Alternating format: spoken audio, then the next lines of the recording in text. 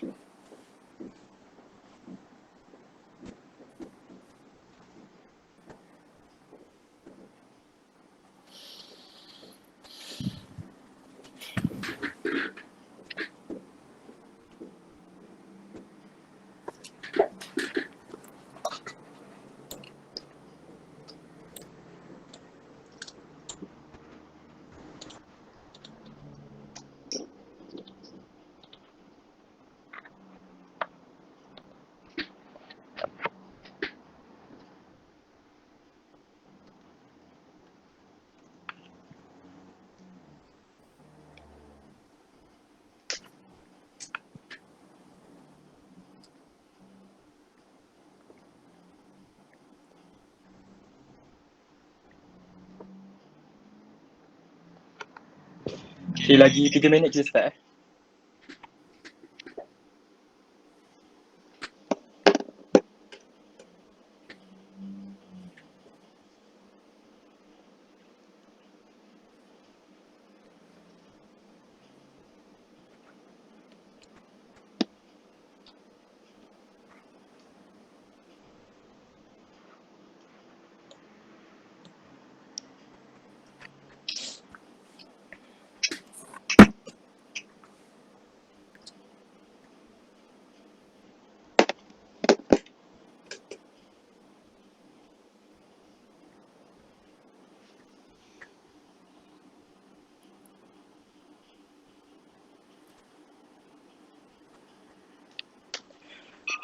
Sebelum tu soalan yang kita akan buat malam ni, admin ada share dekat grup Telegram. Nanti boleh tengok kat situ.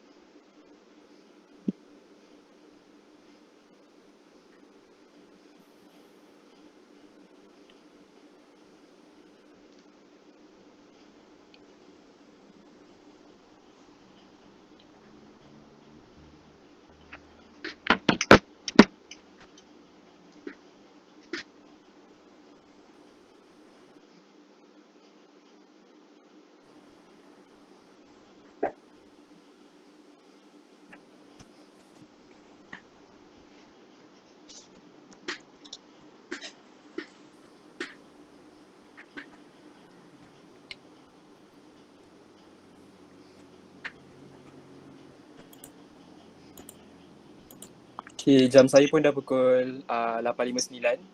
Okay, kita start Bismillahirrahmanirrahim. Assalamualaikum warahmatullahi wabarakatuh dan good evening. Jadi, saya student macam korang juga, Form 5. So, be casual lah. Santai-santai je. Okay?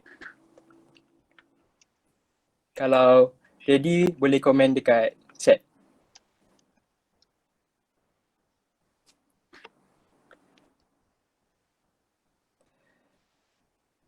Kalau korang nak tanya apa-apa soalan pun, boleh tulis dekat chat nanti.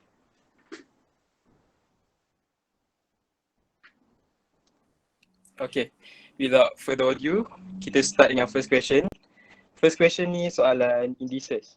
Okay, soalan ni dia nampak macam senang tapi dia mungkinlah susah sikit kalau kita tak nampak macam mana cara untuk buat tu.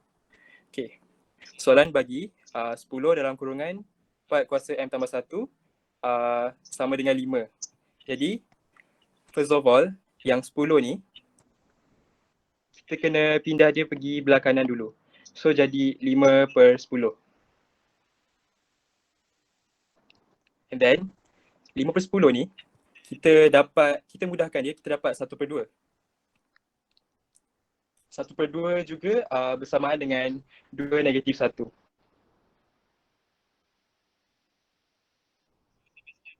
So, sampai sini nampak tak?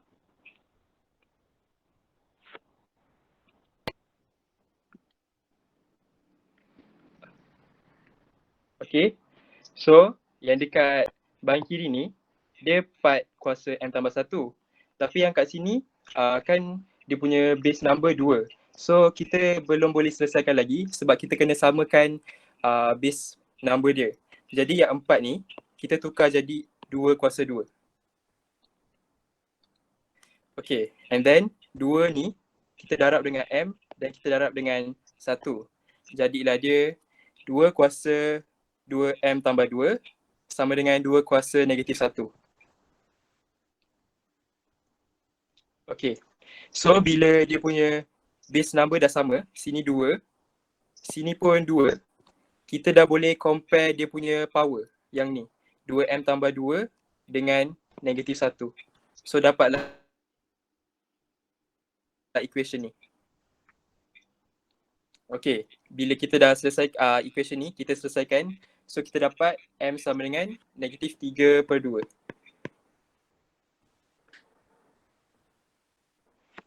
Soalan ni ada nak tanya tak? Tak faham kat mana-mana ke? Boleh tulis kat chat.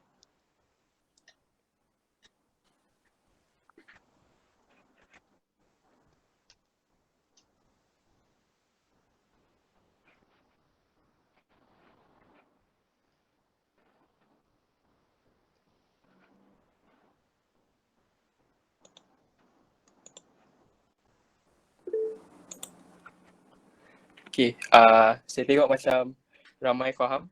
Oh, ada yang nak tengok soalan. Soalan dia 10, 4 kuasa M tambah 1 sama dengan 5. So, kita kena cari M tu sama dengan berapa.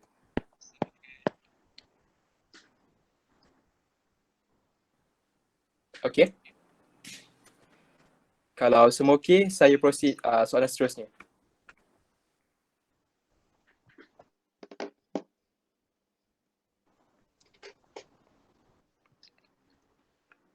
Okay. Ni soalan logarithm.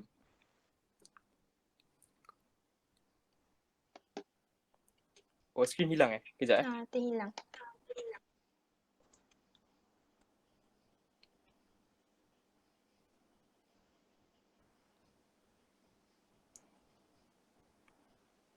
Okay. Korang boleh baca soalan dulu, fahamkan. Nanti saya tunjukkan jalan kerja dia.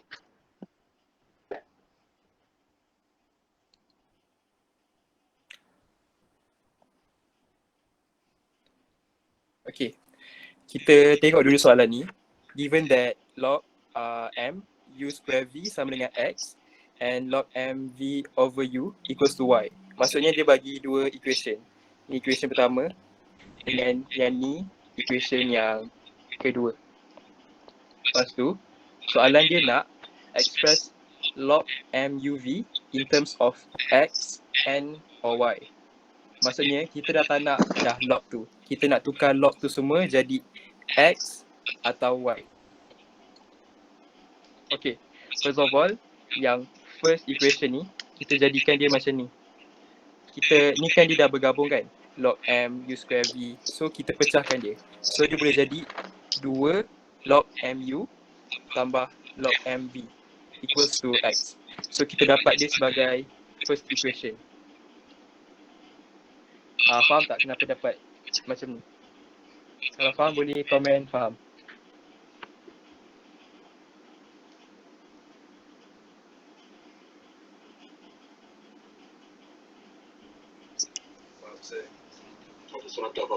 Oh, ada yang tak faham Okay.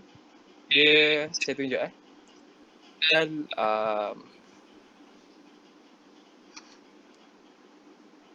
okay. Log M U square V. So kita nak pecahkan dia. So kita pecahkan dia macam ni. Log M U square tambah log M V. So yang dua ni kita bawa pergi depan. So jadi 2 log M U tambah log M V. Sebab tu kita dapat yang ni. So equals to X.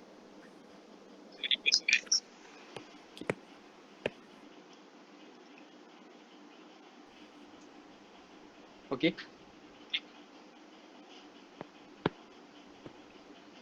Okay.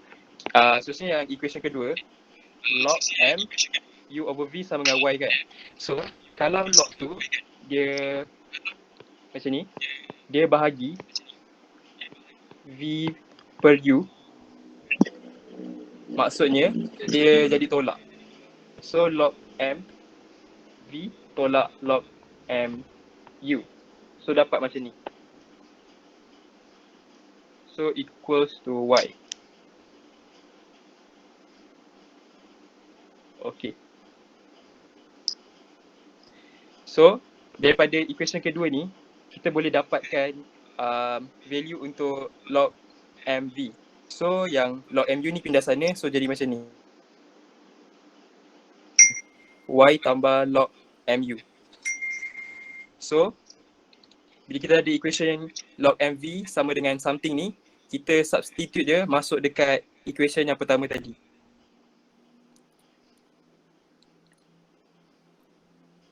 Apa tak? Yang ni sebenarnya ialah log MV. Saya dah substitute je. Sebab tu dia dapat macam ni.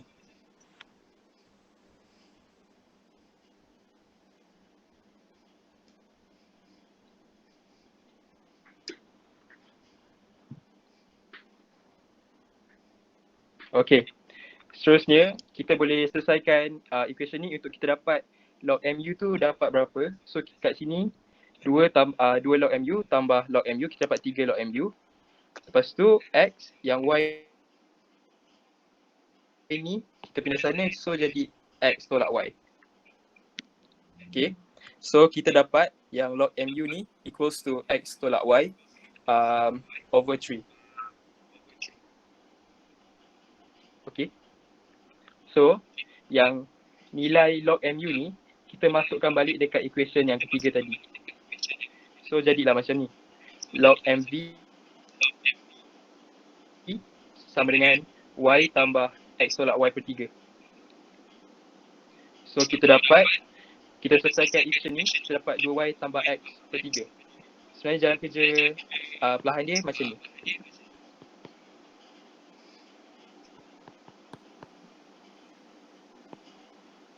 Okay. So dapat 2Y tambah X per 3. Okay, sampai sini semua faham?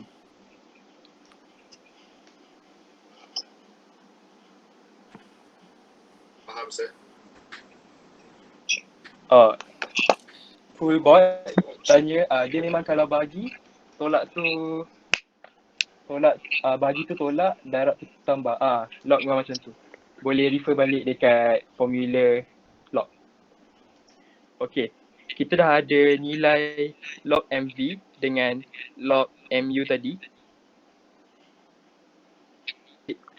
Semula pada soalan. Soalan nak log M UV. So log MUV bila kita ni dia dalam form satu log tau. So kita kena pecahkan dia. Bila kita pecahkan dia, U dengan V ni dia punya relationship darab. So bila kita pecahkan dia jadi tambah. So log MU tambah log MV. Okay. So log MU tadi nilai dia kita dah dapat dengan log MV pun nilai dia kita dah dapat, which is X tolak Y per 3 tambah dengan 2Y tambah X per 3. So final answer kita dapat 2X tambah Y per 3. Ni ialah final answer. Sebab soalan pun tanya yang express log M UV in terms of X and Y. Maksudnya jawapan akhir kita ada X dengan Y je.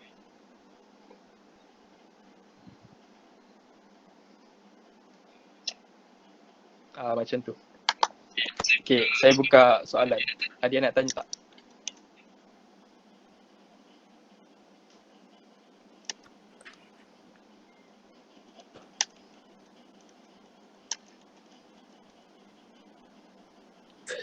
Oh, zoom out pengiraan.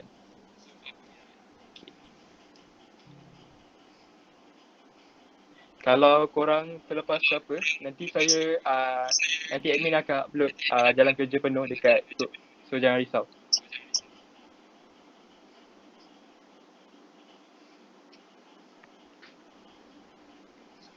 So korang boleh tengok dulu.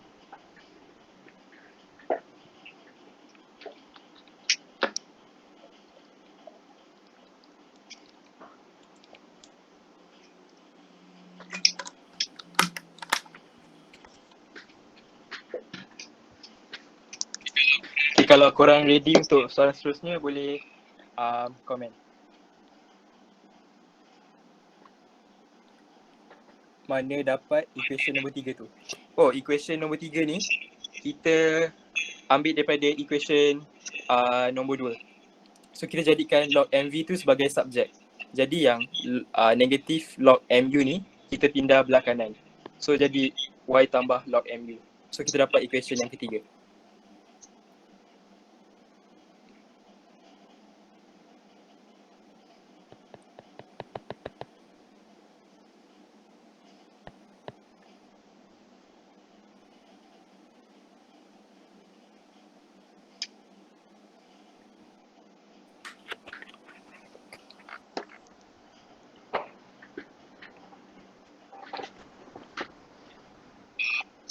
Okay, soalan yang seterusnya ni ialah soalan probability. Okay, saya zoom in. Azim, Ben and Chandran are taking a drive test. The probability that Azim, Ben and Chandran pass the test are 1/3, 3/4 and 2/5 respectively.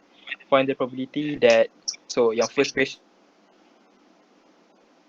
the test. So maksudnya question ni dia probability pasal 3 orang student ni, Azim, Ben and Chandran, diorang nak ambil driving test. So yang first question ni dia tanya all of them pass the test. Maksudnya semua pass. So jalan kerja dia kita buat macam ni. A ni maksudnya Azim pass.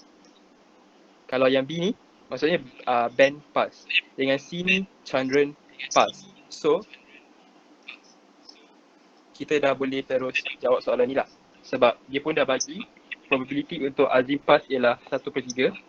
Probability untuk Ben pass 3/4 dan Chandran 2/5. So korang darab je. So kita dapat 6/60 which equals to 1/10.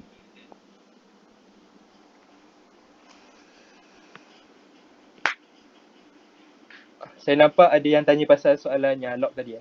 Tak apa, nanti dekat hujung-hujung saya ulang balik.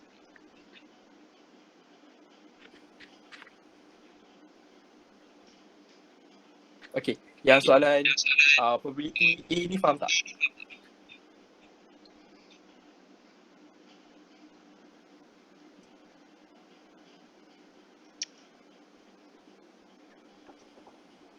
Okay, nice. So, kita proceed kat soalan B. Soalan B tanya, at least 2 of them pass the test. Maksudnya kan ada 3 orang. So, sekurang-kurangnya 2 orang pass the test. So, boleh jadi 3 semua pass. Lepas tu, ataupun Azim seorang tak pass. Atau Ben seorang tak pass. Atau Chandran seorang yang tak pass. Kalau seorang je pass boleh tak? Tak boleh. Sebab dia kata at least 2. So kalau contohlah saya tulis Azim pass, Ben tak pass and Chandran tak pass. So tak boleh.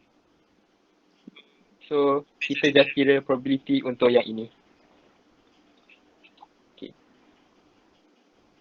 Kat sini saya wakilkan yang tak pass tu dengan tanda prime. Nampak tak? Maksudnya saya nak bezakan. Kalau A tu Azim pass, kalau ada prime tu Azim tak pass. Something like that. Okay. So bila kita dah tahu apa yang kita nak calculate, kita dah boleh terus masukkan nilai dia. Okay. So untuk yang first ni, probability Azim, Ben and Chandran semua pass. Kita dah kira tadi. So 1/10. And then seterusnya ialah A prime, B and C. So A prime ni kita nak dapat macam mana? Okay. A tadi 1/3. So A prime ialah 1 tolak 1/3. So kita dapat 2/3. Faham kan? A ni pass, A prime tak pass. So kira dia macam tu. Okay?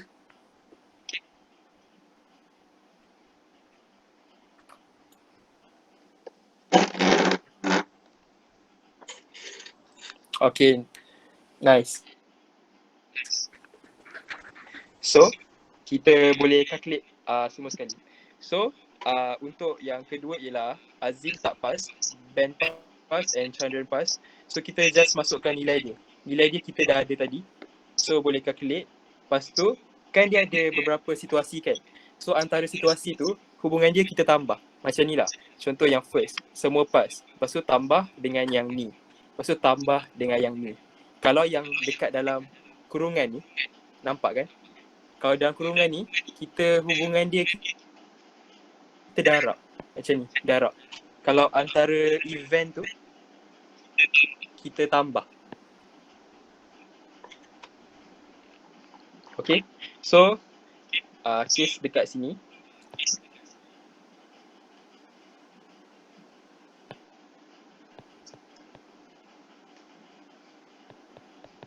Okay, so kita dah boleh terus calculate. So yang ni pun masukkan nilai je. So ini Azim pass 1/3, Ben tak pass 1/4 dan Chandran pass 2/5. Lepas tu yang keempat, event yang keempat 1/3. Lepas tu 3/4 dan Chandran tak pass 3/5. So ni tekan calculator je. So jawapan akhir kita dapat 29/60.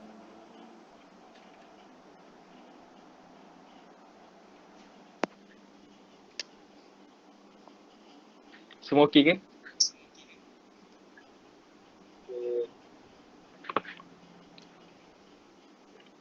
Kalau korang nak saya kenapa kena plus probability ABC? Oh, sebab soalan cakap yang at least 2 of them pass the test. Maksudnya sekurang-kurangnya 2. Maksudnya 3 orang pass pun dikira sekali. Sebab tu kita kena tambah probability ABC. Okay? Siapa? Nur Aisyah.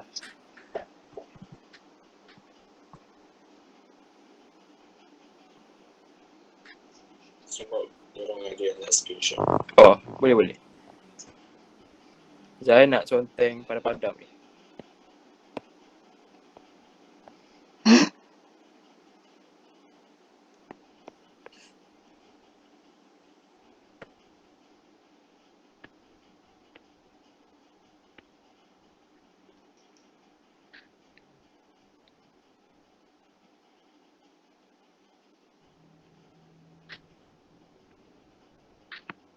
Okay, dah screenshot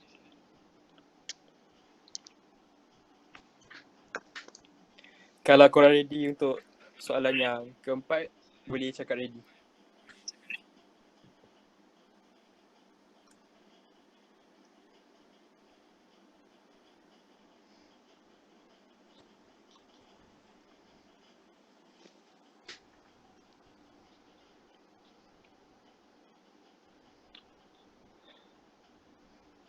Okay, so saya pergi sekarang soalan yang seterusnya. Soalan seterusnya ini soalan differentiation. Soalan macam ni dia selalu keluar dekat paper 1 tau. Dia sebenarnya tak susah tapi kita kena faham betul-betul apa yang dia nak. Sebab jalan kerja dia sumpah simple. Tak tipu. So, kita ambil satu-satu maklumat yang ada dari soalan. So, saya baca. The surface area of a cube increases at a constant rate of 12 cm. So 12 cm ni kita dah dapat satu maklumat. So kita akan figure out tu maklumat apa nanti. Okay, find the rate of change of the side length. So ni yang soalan nak. Lepas tu dia bagi satu maklumat, volume cube tu 64.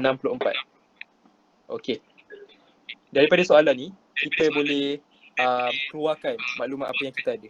So bila dia cakap surface area increase at a constant rate of 12, maksudnya dA over dt equals to 12. Bila ada constant rate je, confirm per dt. Macam tu. Kadar perubahan kan? Kadar perubahan.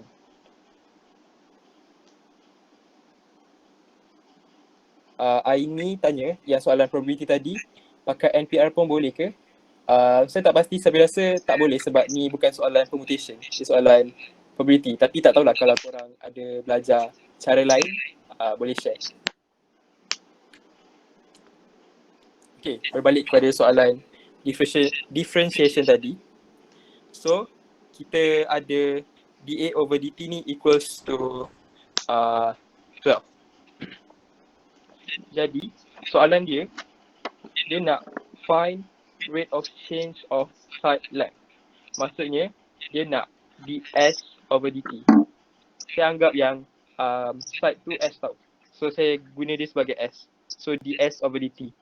Dia suruh cari rate of change of side length.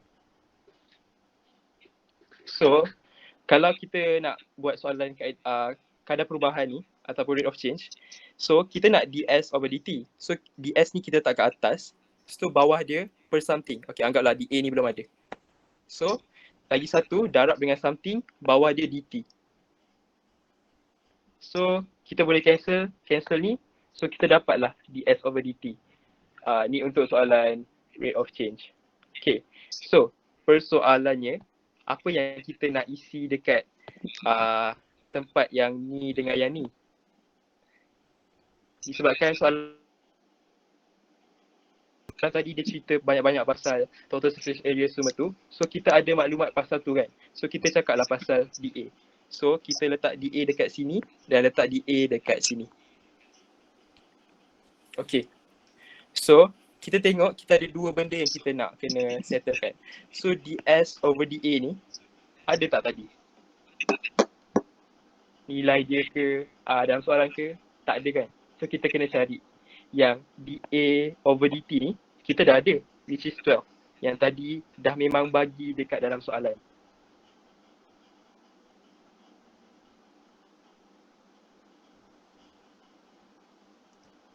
Oh, 65 square tu apa? Tak ada 65 square. Ada, tu 6s square. Sorry. Biasalah tulisan tak berapa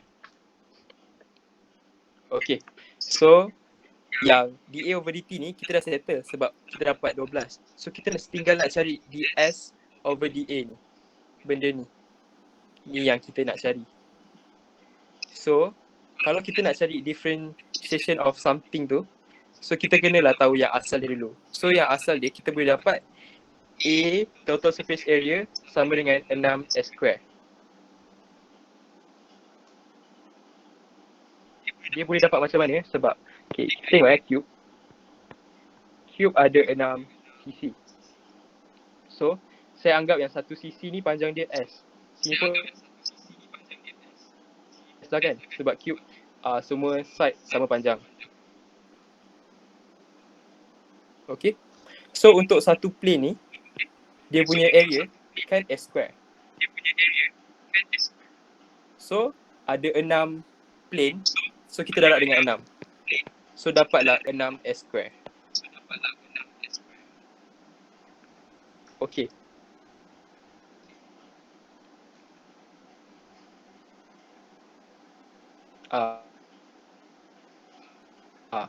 Keyword Daud pun ada cakap bagus.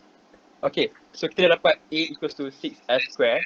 So kita boleh differentiate yang dA over ds. Maksudnya kita kurangkan, maksudnya kita reduce S punya value. So 2 pindah depan, kuasa kurang 1. So kita dapat dA over ds equals to 12S. Okay, tapi kita tengok kat equation kita yang kat ni, dia nak ds over dA. Yang kita ada dA over ds. So cara dia kita just terbalikkan. So jadilah 1 over 12S.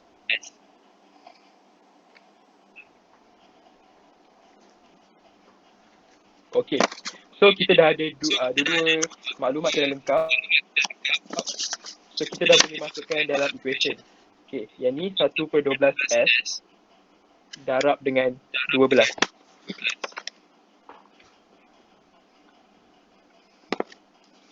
Okay, sampai sini kita nak cari rate of change of site tu kan. Tapi S ni masih lagi ada unknown. So kita tak boleh nak settlekan kan. So baca balik soalan, dia cakap yang volume dia equals to 64. Since volume dia 64, kita boleh tahu dia punya site tu berapa. Sebab volume sama dengan 64 and dia ada CP dia, kalau nak kira volume kan CC kuasa dengan 3. So S kuasa 3 sama dengan 64. So S ni kita dapat 4. Macam tu. So kita dah dapat nilai S. Kita dah boleh masukkan dekat equation tadi. So 1/12 S ni tukar 4. So 12 kita boleh potong. So tinggal 1/4. 1/4 equals to 0.25.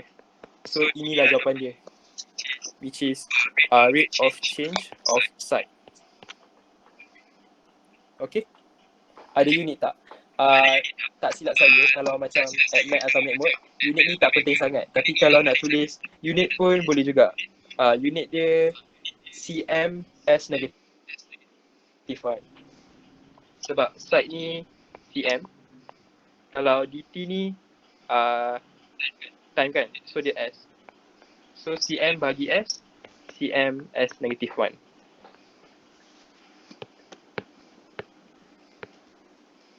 Okay.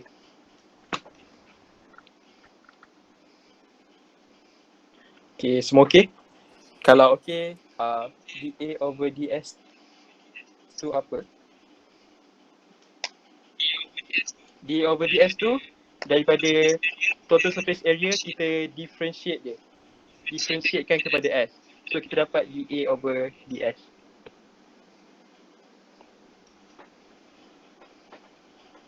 Best tulis 1/4 or 0.25.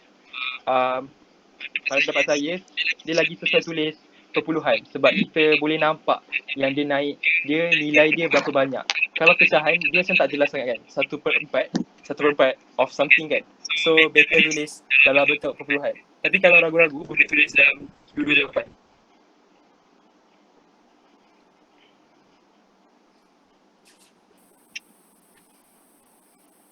Okay, kalau okay, saya proceed soalan seterusnya. Boleh komen ready.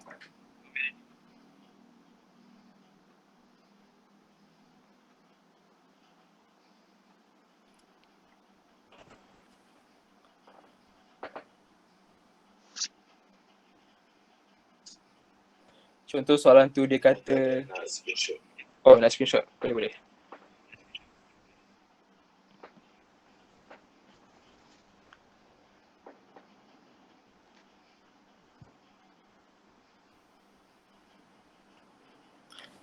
Jadi Aziz ada tanya, kalau soalan tu dia kata decrease macam mana?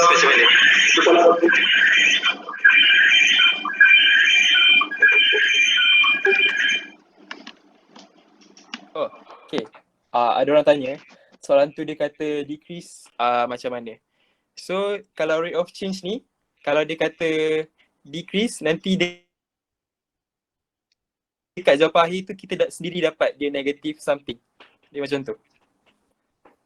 Rate of change tu sendiri dia tak jelas, dia boleh jadi increase atau decrease. Okay.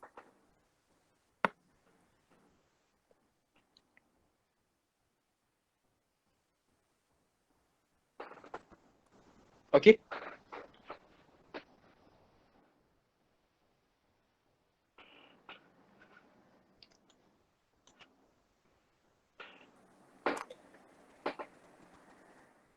Susah nak kenal pasti DS over DT dan lain-lain tu. Dia susah sikit lah. Tapi dia sebenarnya susah bila kita nak cari maklumat macam tu je. Once kita dah tahu apa yang kita nak buat, dia punya calculation simple je. Tak macam integration, kita ada banyak nak tulis, nombor, darab-darab semua tu. So kalau differentiation punya soalan rate of change ni, jalan kerja dia kita banyak kena tulis lah. Cuma nak cari dia susah. Betul. Okay, saya proceed dekat soalan seterusnya. Ni pun soalan differentiation juga. Soalan ni dikira senang juga, tapi kita revise untuk malam ni. Kita go through sama-sama. Okay, so dia bagi y equals to 3m square. Lepas tu dia bagi nilai m, 2x tambah 3. So dia bagi, dia suruh buat dy dx in terms of x. So dekat sini, yang m ni kita dah tak nak. Kita dah tak nak m. So kita kena ganti nilai m ni dengan x. Sebab dia dah cakap in terms of x. Dia tak nak kaitan dengan m langsung pun. So kita tukar. So m tadi kita tukar dengan 2x tambah 3. So kita dapat macam ni. And then yang dalam kurungan ni kita expand. So dapat 4x square tambah 12x tambah 9. Lepas tu semua ni darab dengan 3. So kita dapat akhir sekali y sama dengan 12x square tambah 36x tambah 27. So sampai sini kita dah boleh differentiate macam biasa. So 2 ni pindah depan, so dapat 24x, x tu kuasa 2, kurangkan jadi kuasa 1. And then 36x, kita differentiate jadi 36. Kalau dia tak ada x, macam 27 ni, bila kita differentiate, jadi kosong. So kita tulis lah. Okay. So untuk soalan I settle. So kita tengok soalan 2 Roman. Dia cakap small change in y when x increases from 3 to 3.01. So maklumat yang kita boleh dapat di sini ialah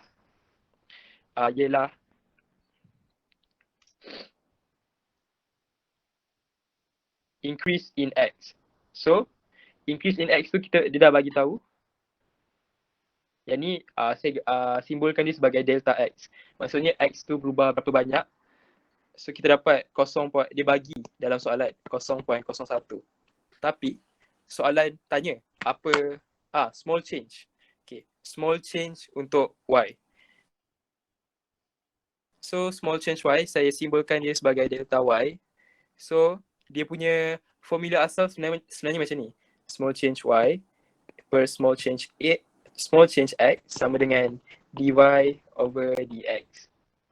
So kalau kita nak dapat small change y,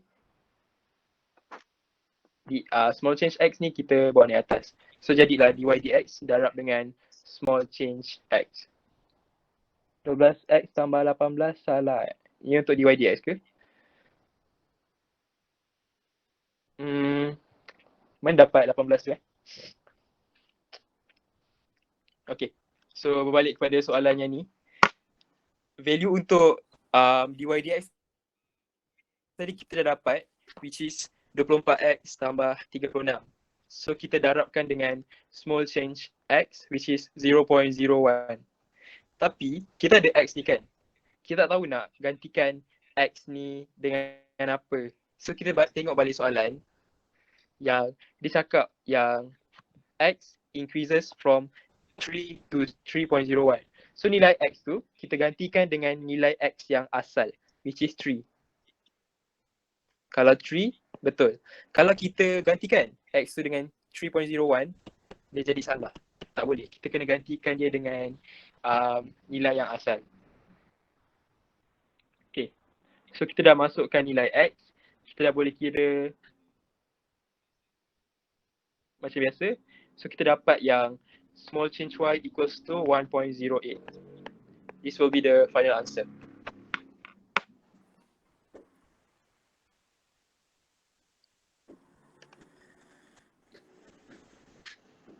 Kalau kena cari small change X pula, ya. Kalau dia suruh cari small change X, sekejap saya cari ruang kosong. Okay. Disebabkan formula dia macam ni, small change Y, small change X sama dengan dy over dx. Okay. So kita boleh jadikan small change X ni sebagai subjek. So kita pindahkan sini, yang ni pindah bawah. So small change X sama dengan dx per dengan small change Y per dy. So yang dx ni kita pindah sebelah. So nanti dia akan jadi macam ni. Small change X equals to small change Y darab dengan dx over dy. Tapi saya ada, kalau macam ni kan macam pening kan. So saya ada macam tips sikit kalau nak ingat apa yang kena letak macam mana. Okay. Kalau soalan tu tanya, dia nak small change X. So kita sama dengankan. Okay. Kat sini kan X. So kita tulis kat sebelah dia dx. So bawah dia confirm dx per dy. Okay. Since kat bawah dia ni dy. So kita darab dengan small change Y. So macam ni lah. Tips dia senang ingat. So kalau kat sini X, sini dx. So sini Y, sini small change Y. Ya, pindahkan.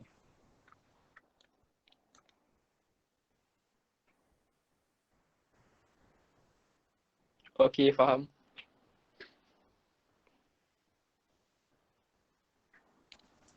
Kalau korang faham, saya proceed soalan seterusnya. Boleh komen jadi.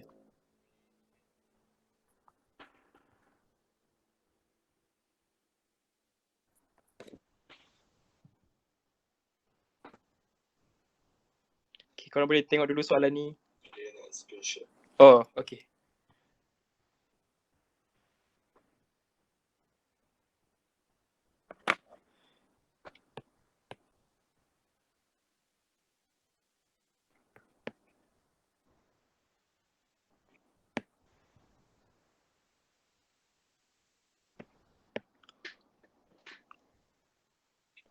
Okay.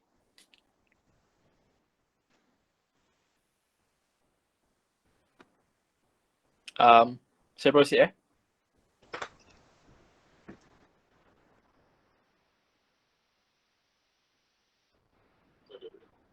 Okay. Soalan ni pun soalan differentiation juga. Dia selalu keluar dekat paper 1. Differentiation. Soalan macam ni, soalan dia pendek je. Tapi kita nak fikir tu susah sikit. Tapi dia punya, disebabkan kalau keluar exam, pattern dia lebih kurang sama, so dia boleh jadi senang lah. Okay.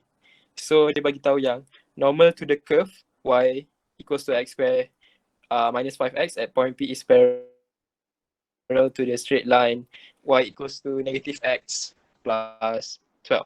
Okay. So maklumat yang kita boleh dapat kat sini. So saya lukis dulu lah untuk senang nampak. So yang curve ni tadi, dia bagi sama dengan y equals to x square minus 5x. Okay. Lepas tu dia ada satu point P. So kat point P ni, dia ada satu garis normal. Garis normal ni apa? Garis normal ni ialah garis yang 90 degree to the tangent line. Tangent line ni pula ialah satu garis yang dia touch dekat P ni dekat satu point je. Which is dekat P ni lah. So kita garis line tu, so dia meet dekat sini. Dekat P ni. So ni tangent line. So normal line ni dia ialah 90 degree to the tangent line. Okay. So dekat soalan dia cakap yang normal ni, garis normal ni, yang warna orange, dia punya gradient kita boleh tahu sebab dia cakap dia parallel to y equals to negative x plus 12, which is negative 1 lah dia punya gradient dia. So bila kita dah tahu gradient untuk normal, kita boleh tahu gradient untuk tangent juga. Sebab kita kan ada formula yang m1 darab m2 equals to negative 1. So m2 ni anggap dia sebagai tangent line. So negative 1 darab m2 equals to negative 1. So m2 kita dapat 1. So m2 equals to so tangent line tu equals to 1. Okay. Sampai sini okey tak?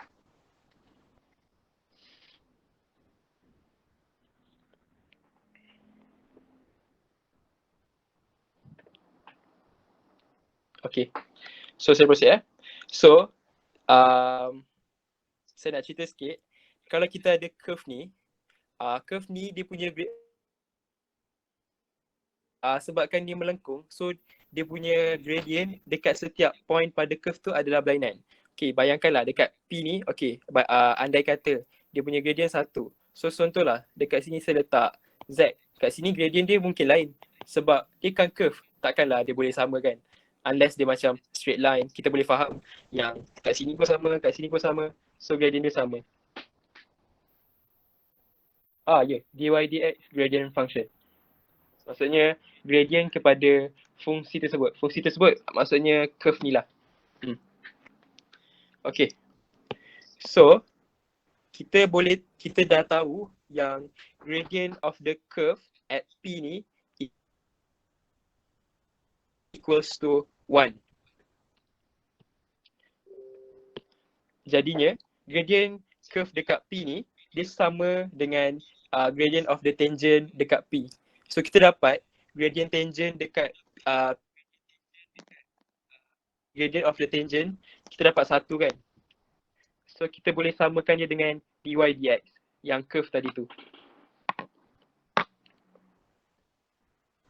Okay, so function dia tadi dia bagi x square minus 5x. So kita dah differentiate dia jadi macam ni. 2x tolak 5 sama dengan 1. Ni nilai gradient dia.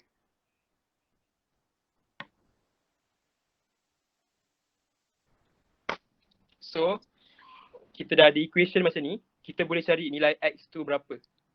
Maksudnya x ni ialah koordinat x bahagi p. So kita dapat 3. Kita dah ada koordinat x bagi p. So kita nak cari untuk y pula. So kita just masukkan nilai x ni tadi dekat equation yang asal, which is x square tolak 5x yang ni. So kita masukkan nilai dia, y sama dengan 3 square tolak 5 darab 3. So kita akan dapat negatif 6. Okay, so kita dah tahu nilai x dengan y. Kita dah boleh dapat koordinat bagi p, which is 3 negatif 6. Kenapa dy dx sama dengan gradient tangent? Okay, dy dx ni dia punya konsep memang kalau kita dah differentiate suatu function tu, dia sama dengan gradient of the tangent. Tu dia punya konsep. Okay, so kita balik semula dekat soalan asal. Dia nak cari apa?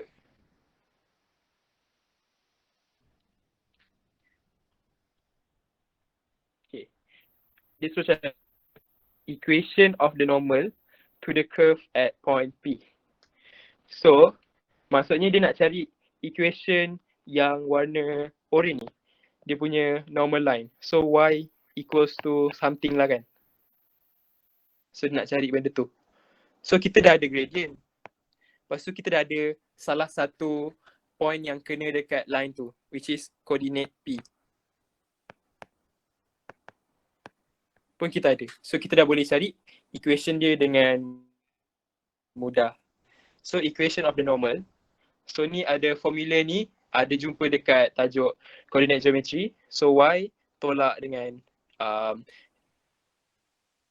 coordinate Y of yang P tadi tu sama dengan -1 ni ialah gradient. Gradient normal tadi kan kita dapat -1. So yang ni memang dalam equation dia X tolak 3. So bila kita selesaikan, kita akan dapat Y sama dengan -X tolak 3. So ini ialah equation for normal line.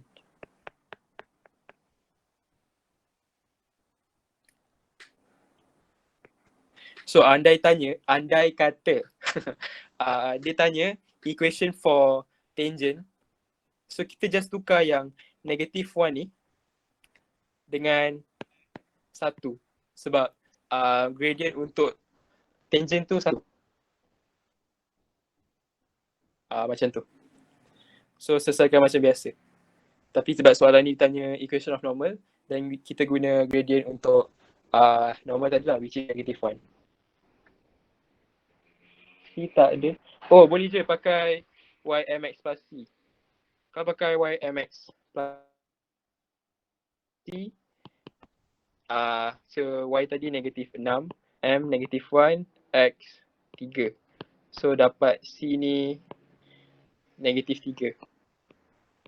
So kita dapat sama juga. Y equals to -X minus 3. AdMat best pakai formula AdMat. Tak kisah sebenarnya. Formula MatMod pun kita boleh pakai dekat AdMat.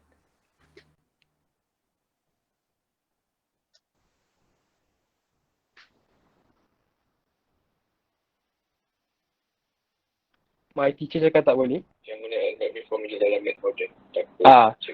MatMod dalam AdMat boleh. AdMat dalam MatMod tak boleh. Kau nak screenshot? Boleh.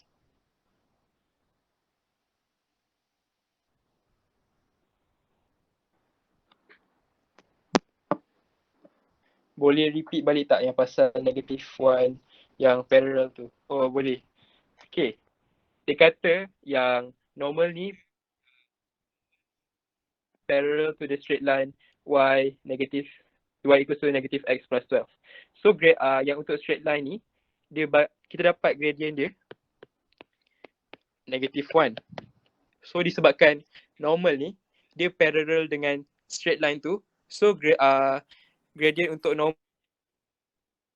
pun -1 sebab dia parallel. Bila dia parallel, dia punya nilai gradient dia adalah sama. Macam tu. Harap saya menjawab persoalan awak.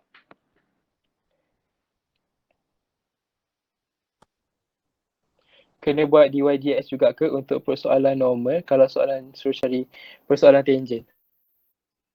Kena buat juga sebab kita nak buat DYDX semua tu sebab kita nak cari yang coordinate P ni berapa. So kalau kita nak cari persoalan untuk tangent, kita still need the coordinate for P. So kita kena cari juga.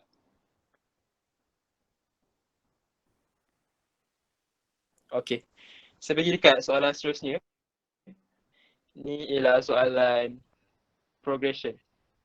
Soalan ni soalan sekolah saya masa hari tu. Hari tu pun saya tertidur juga soalan ni. Soalan ni 4 markah tau. Tapi jalan kerja dia simple gila. Tapi kalau tak dapat fikir, memang tertidur lah. So, okay. Cerita dia satu kek. Kek kan bulat kan? Jarang saya nampak kek macam pizza. Okay. So, first kali, dia potong kek tu. Dia punya sudut dia 36. Sebab dia nak bagi-bagi kat kawan dia. So, makin lama dia potong, sudut ni makin kecil tau. So, makin kecil. And last kali, sudut dia tinggal sudut yang potongan kek terakhir tu dia 4 darjah je. So soalan ni dia nak tanya berapa banyak potongan kek yang dia potong. So maksudnya kita nak cari N tu sama dengan berapa.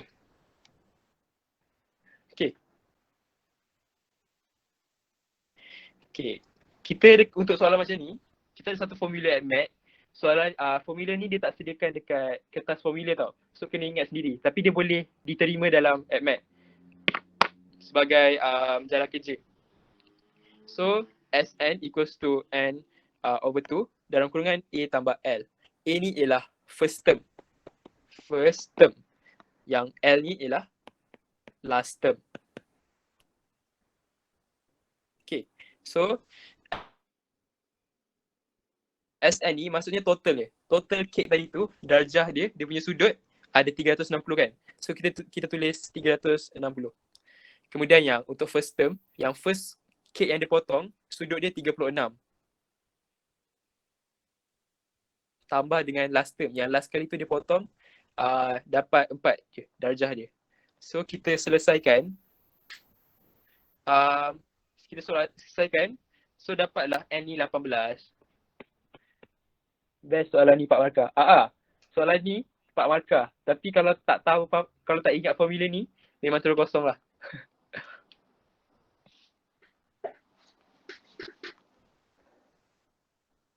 Macam mana kita nak tahu kita pakai formula ni? Kita kena baca soalan tu dulu, kita kena figure out maklumat apa yang kita dapat. So macam dalam soalan ni, kita boleh tahu dia punya first term, kita boleh tahu dia punya last term, dan kita boleh tahu dia punya total, which is bulat kan. So sudut dia 360 darjah.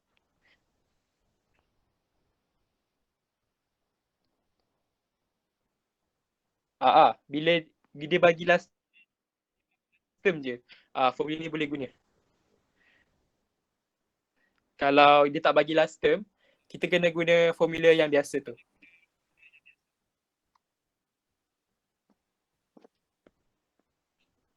Okay. Saya proceed kat soalan seterusnya. Oh, nak screenshot? Boleh.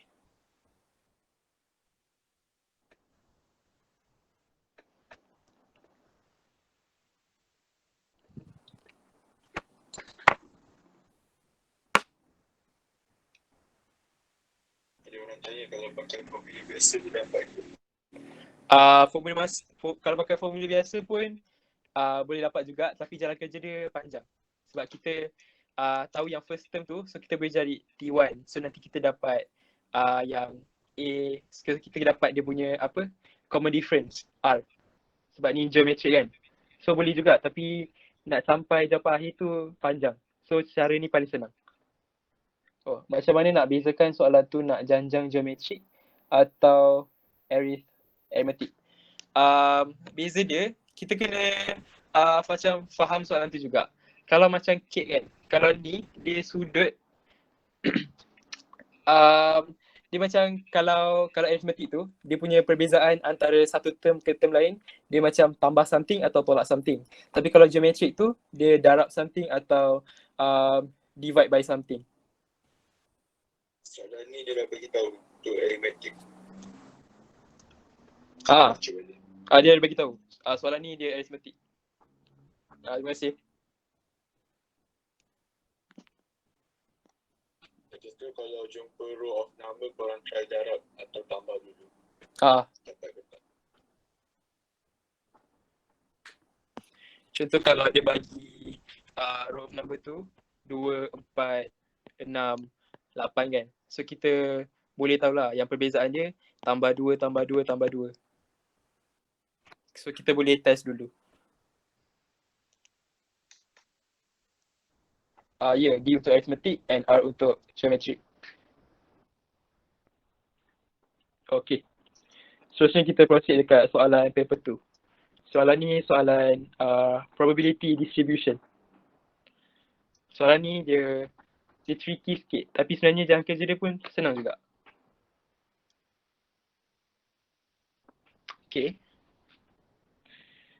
So cerita dia, and people in kindergarten class, bla bla bla bla. And dia bagi yang P X0 ni equals to 1/729. And N ni dia kena lebih daripada 5. So kita boleh daripada nilai yang dibagi yang Px equals to 0 ni, kita boleh tulis dia punya formula dia, which is yang NCR darab PR darab Q N tolak R. So kat sini kosong, so kat sini NC kosong, and then P kuasa kosong, lepas tu Q kuasa N tolak kosong tadi, so Q kuasa N. So NC kosong ni kita dapat 1. P kosong pun kita dapat 1. So 1 darab QN. So kita tinggallah dengan QN sahaja. So seterusnya kita kat sini dah macam dia tricky sikit sebab kita ada 2 unknown. Kalau kita nak buat log pun saya rasa tak dapat. So kat sini cara dia kita kena try and error. So kira soalan ni macam kebat lah juga. So dia dah bagi tahu yang N ni dia lebih besar daripada 5. So N lebih besar daripada 5. So dia tak mungkin jadi 1, 2, 3, 4, 5. So kita try. Kita letak yang N ni 6. So Q ni, okay, 1 kalau kan nilai untuk P atau Q dia mesti kurang daripada 1 kan. So dia mestilah jadi pecahan. So 1 kuasa 6 confirm dapat 1. So 1 kuasa apa-apa pun akan dapat 1. So atas ni kita dah settle lah. So kat bawah ni kita kena figure out nombor apa yang kuasa 6 akan dapat 729. So kita kena try and error. So kalau awak tekan calculator 3 kuasa 6 kita akan dapat 729. Okay, macam tu. So kita dapatlah yang Q ni sama dengan 1/3 dan N sama dengan 6. Yang P ni kita dapat sebab 1 tolak 1/3 dapat 2/3.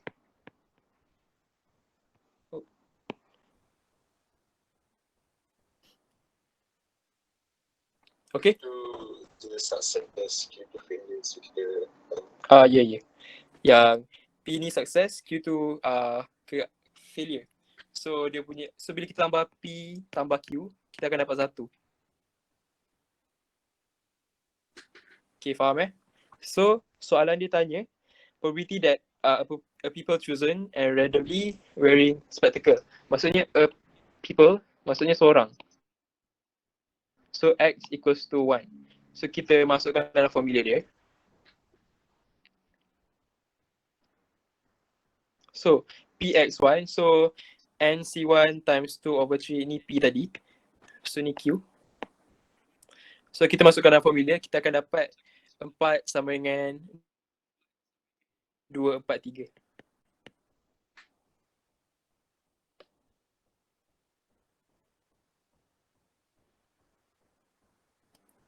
Okay. So soalan 2 Roman pula. Dia suruh cari standard deviation. Formula ni tak silap saya ada dia bagi dekat senarai formula. Standard deviation dia tak bagi direct sebab dia akan bagi variance dulu. So variance formula dia macam ni, NPQ. So kita nak dapatkan dia punya standard deviation. 2 ni kita pindah sana. So jadi punca kuasa. So dapatlah macam ni.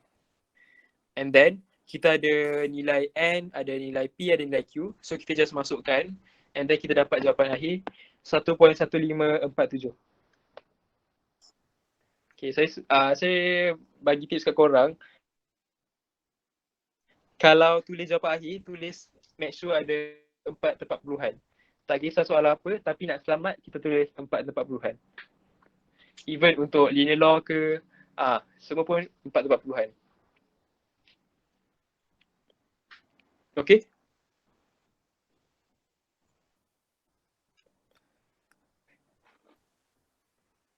Masa dah pukul 10 tapi ada lagi satu soalan. Apa? Ada lagi satu soalan. Kalau korang nak teruskan pun boleh juga. Saya teruskan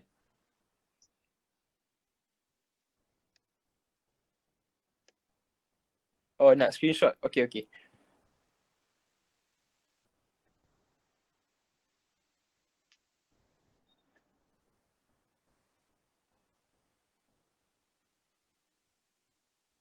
banyak insan sebab video ni dia recorded secara betul. Tapi tak tahu. Ya. Dan file yang saya tulis ni pun akan saya share. Okay, dah screenshot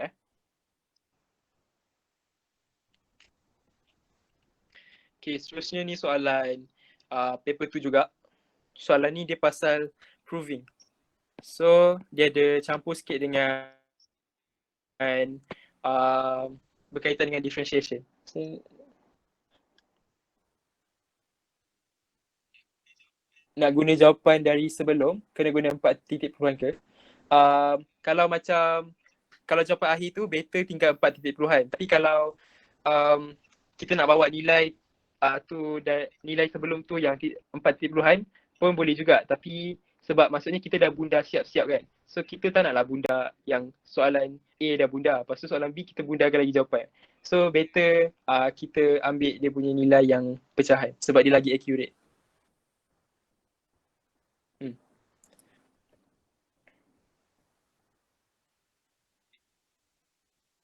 Okay, seterusnya soalan ni dia suruh proof yang triangle ni, yang shaded region, nampak kan shaded region yang ni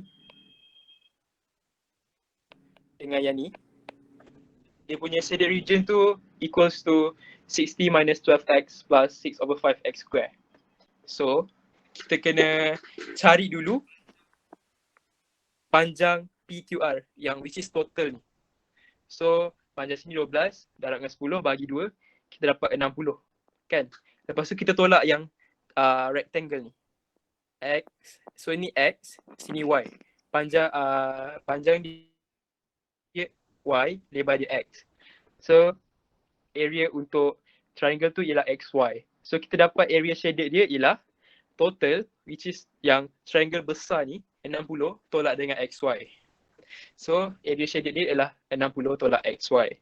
Tapi soalan cakap suruh proof. So kita tengok dekat equation ni, dia tak ada pun Y. Maksudnya kita kena gantikan Y tu dengan something yang in terms of X. So untuk buat macam tu, okay.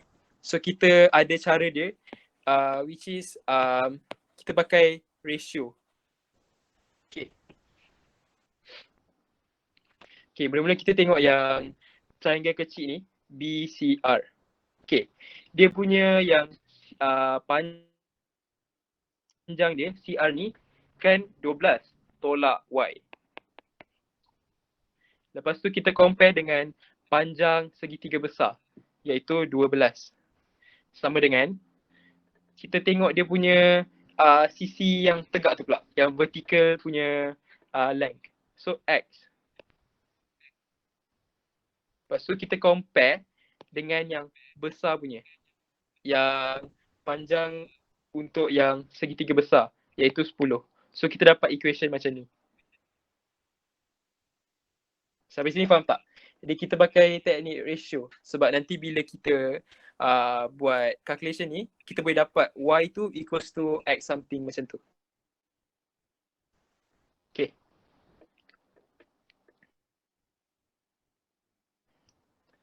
So kita dapat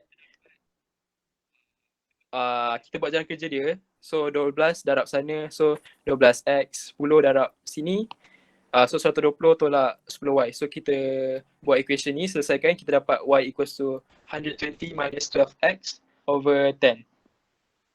Ni kita dapat nilai y. Jadi kita masukkan nilai y tadi dekat yang kita dapat tadi tu. 60 tolak xy. So kita gantikan nilai y. So kita dapat jawapan akhir dia 60 tolak 12x tambah 6/5 x square. So dah shown lah sebab soalan dia suruh tunjukkan yang area shaded tu ialah 60 tolak 12x tambah 6/5 x square. Macam tu. So untuk soalan A dah settle. So soalan B, dia suruh cari find the value of x and y such that the area of the shaded region is minimum.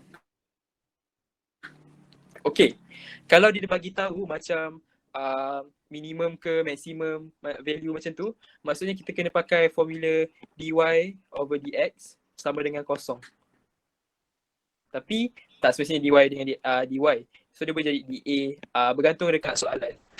So kat soalan dia cerita pasal area. So dia gantikan Y tu dengan A. A tu area lah maksudnya. Okay. So A tadi tu kita dah ada. Yang ni 60 tolak 12X tambah 65X square. So kita differentiatekan equation yang ni. So bila kita dah differentiate, kita akan dapat yang ni. Negatif 12 tambah 2 ni pindah depan. So 12 per 5X. Okay. So kita dah dapat equation macam ni. So kita dah boleh cari nilai X. So 12 ni pindah sebelah. So nanti X sama dengan 12 per 12. So nanti boleh potong. So X sama dengan 5. Okay. So ni ialah value untuk X. Dia cakap maximum. Minimum. Okay. So ni ialah minimum value of X. Sebab dah cakap yang area tu ialah minimum. Okay. Bila kita dah ada nilai X, kita boleh cari Y dia. Sebab tadi kan kita dapat equation Y sama dengan 120 tolak 12 X per 10. So kita just masukkan nilai X tadi, which is 5. So kita masukkan nilai X, yang ni X. So kita dapat Y sama dengan 6. So kalau nak, sebab kita jawab paper tu kan, paper tu ni kita punya jaga kerja kena detail sikit. So at last kali korang boleh tulis, so X equals to 5 and Y equals to Y equals to 6.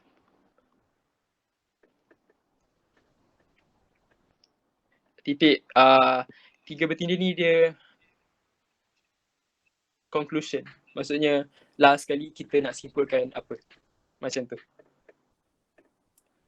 Sebab kalau kita tinggalkan jawapan, sebenarnya tulis macam ni pun dah okey. Tapi sebab, so X ni jauh kan, Y ni pun jauh. So tak cantik lah kalau kita tulis macam tu. So untuk paper tu kita better simpulkan je. Last kali kita bagi tahu, kita kumpulkan jawapan kita. So X equals to 5, Y equals to 6. Macam tu. So itu saja soalan yang saya boleh share malam ni. Soalan yang terakhir.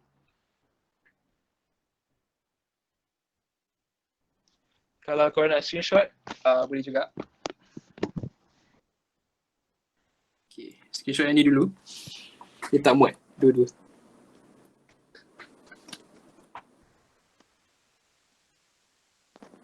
Ni mak. Bayangkanlah, examiner tu dia dapat banyak paper. Lepas tu dia kena tengok paper kertas jawapan kita yang jawapan sepah-sepah. So nanti dia lagi serabut kan. So better kita mudahkan kerja orang pun nanti akan mudahkan kerja kita. Nampak senang tapi masa exam, betul. Masa exam pun saya tak dapat jawab soalan ni. Ni soalan trial sekolah saya. Okay, screenshot page yang ni pula.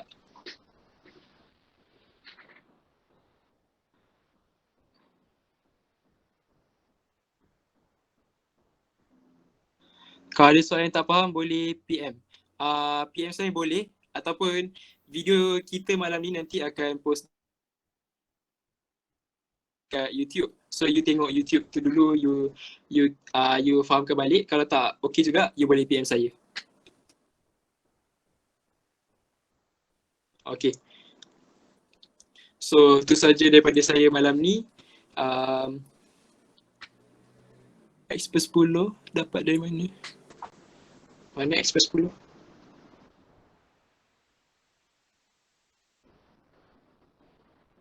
Oh, yang ni. Sebab kita compare kan panjang yang segitiga kecil ni, yang X ni, dengan segitiga besar. So X per 10. Okay. Kita pakai ratio.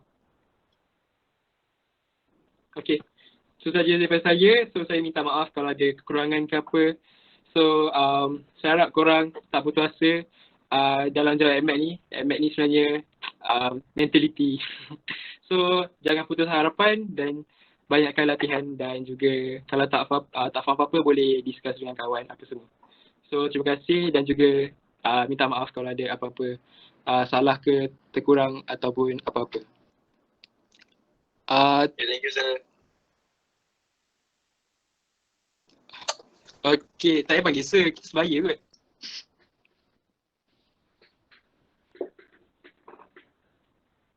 Channel YouTube boleh search SPM Natik.